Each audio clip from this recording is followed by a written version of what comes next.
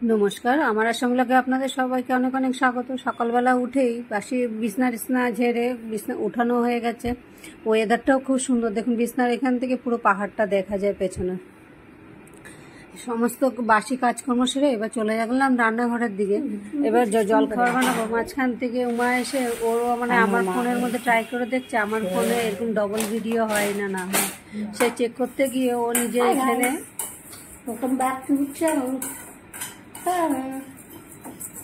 Video বানিয়ে নিয়ে ফোনটাকে রেখে দিয়ে গেছে। বা যে সকালে জল খাবারে বানালাম, এখানে জর্দা সিমাই বলে যে ঝরঝরা করে সেরকম সিমাই, আর এখানে লুচি। এত সকাল সকাল আজকে আর কিছু বানায়নি।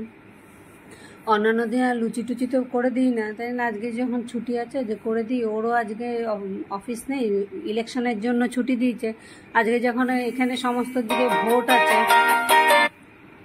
সেই ভোটের জন্য সমস্ত ছুটি দিয়ে রেখেছে, তাই ও যাবে না অফিসে। সেই জলখাবারটা খেয়ে আমিও স্নান টান করে সকালে কাজকর্ম সেরে টিউশন একটা সেরে চলে আসলাম ভোটের এখানে। এসে এখন বাজে সকাল 12টার মতো।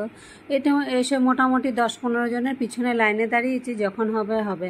এখন 12টার থেকে কতক্ষণ দাঁড়াতে হয় জানি না। এখন বাজে 2টোর মতো। শেষমেশ আমিও ভোট দিয়ে 2টোর সময় ঘরে ঢুকলাম। ঘরে ঢুকে এবার সকালে তো রান্নার জোগাড় করে রেখে গেছিলাম।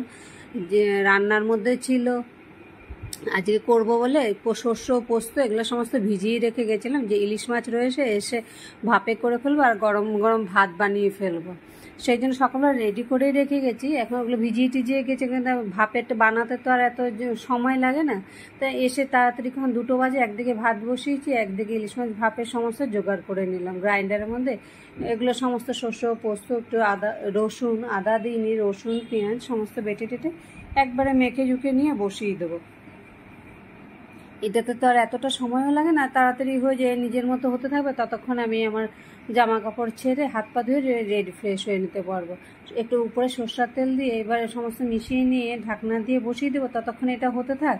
আমার এদিকে ভাতটাও মোটামুটি হয়ে এসছে, এদিকে তরকারিটা হলে হয়ে যাবে। আর কালকে একটু বাঁধাকপি কুচিয়ে রেখেছিলাম, ওগুলো দিয়ে খাওয়ার সময় একটু শস্য পোস্ত বেসন দিয়ে একটু শস্য ওর মধ্যে গ্রেট করে নিয়ে শস্যও দিয়ে বেটে নিয়ে শস্য দিয়েছি, আর একটু শুকনো পোস্ত দিয়েছি, একটু সুজি একটু বেসন দিয়ে বড়াটাকে করব। কারণ আজকে যেহেতু শস্য খাওয়া হচ্ছে, মানে গ্যাসের তো পেট ফুলে সকলে কি হয়ে থাকবে, রাত্রে খাবার দাবার হয় না না হয় ঠিক নেই। আর আজকে খেতে খেতে এমনও দেরি হয়ে গেছে, 3টার মতো বাজে মোটামুটি। এদিকে ইলিশ মাছ ভাপেও হয়ে গেছে, ভাত হয়ে গেছে, বা বড়াগুলো ভেজে খেতে বসে পড়বো। যারা যারা ব্লগটা দেখছো ভালো লাগলে লাইক সাবস্ক্রাইব করে দিও, আর ব্লগটা কেমন লাগলে কমেন্টে অবশ্যই জানিও। হয়ে গেছে সমস্ত জোগাড় করে নিয়ে আজকে আর আমার সাদা থালা নিলাম না, কালা থালাটার মধ্যেই নিয়ে বসে গেলাম। এদিকে বড়া আর এদিকে ইলিশ মাছের ভাপে দুটো নিয়ে এবার খেয়ে দিয়ে এখন 3:30 বাজে। খেয়ে দিয়ে আজকের মতো ব্লগটাকে এখানে শেষ করছি। গরম গরম ভাতে এরকম শস্য বাটাতে এত সুন্দর অদ্ভুত একটা গন্ধ বেরিয়েছে উপরে কাঁচা সর্ষের তেলে, নিজেরই কিন্তু খুব ভালো লাগছে গন্ধটা শুনে।